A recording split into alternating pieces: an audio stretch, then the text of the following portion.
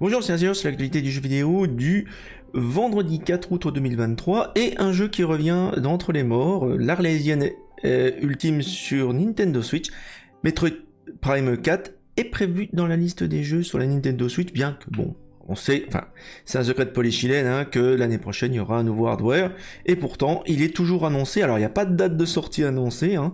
On voit donc le retour de Détective Pikachu prévu pour le mois d'octobre, Super Mario Bros. Wonder en octobre aussi, et tous les autres jeux sont annoncés, et c'est marqué Metroid Prime 4 à préciser temporaire.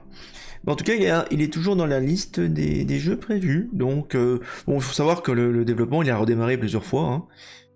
Bon, donc il a redémarré, vous voyez, en 2019 grâce à Retro Studio, donc bon, ben voilà.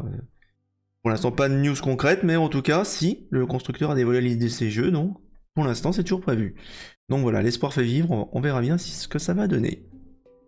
Alors, les rumeurs continuent sur Quake 2 Enhanced. Il y aurait sûrement des révélations qui vont être faites dès la semaine prochaine à la QuakeCon, puisque vous savez que c'est la saison.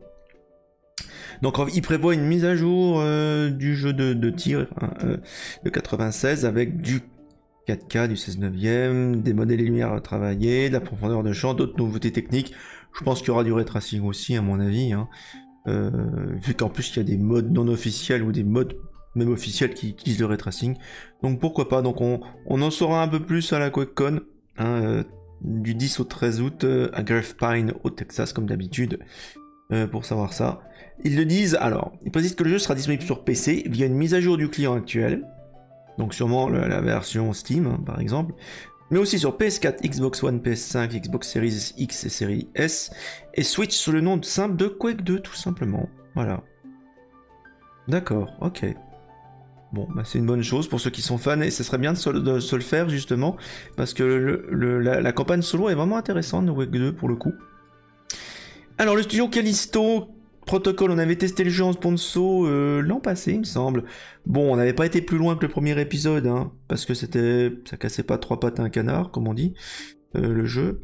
Ils ont sorti du contenu additionnel, mais visiblement, bah, ça passe trop suffi. Ils se séparent de 32 employés.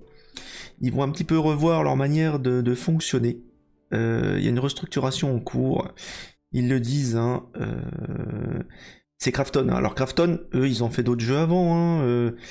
Alors, ils ont un gros jeu en préparation c'est un développeur coréen, hein, qui s'appelle The Bird That Drinks Tears. Alors c'est Krafton Montréal qui fait ça, mais c'est basé sur la culture coréenne et notamment les romans fantastiques coréens. Un RPG, on verra bien ce que ça va donner. Ce roman fantastique là, adapté en jeu vidéo. Donc ils le disent, Strike Distance Studio et Krafton ont mis en œuvre des changements stratégiques qui réalignent les priorités du studio afin de mieux positionner ses projets actuels et futurs pour qu'ils soient couronnés de succès.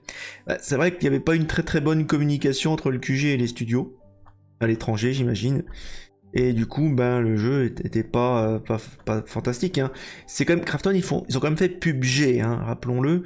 Bon, mais eux ils avaient pas fait un AAA traditionnel, donc je pense que le Callisto Protocol, c'était même leur premier jeu AAA traditionnel. Bon, ils se sont un peu foirés sur le coup, donc ils veulent revoir un petit peu leur mode de production.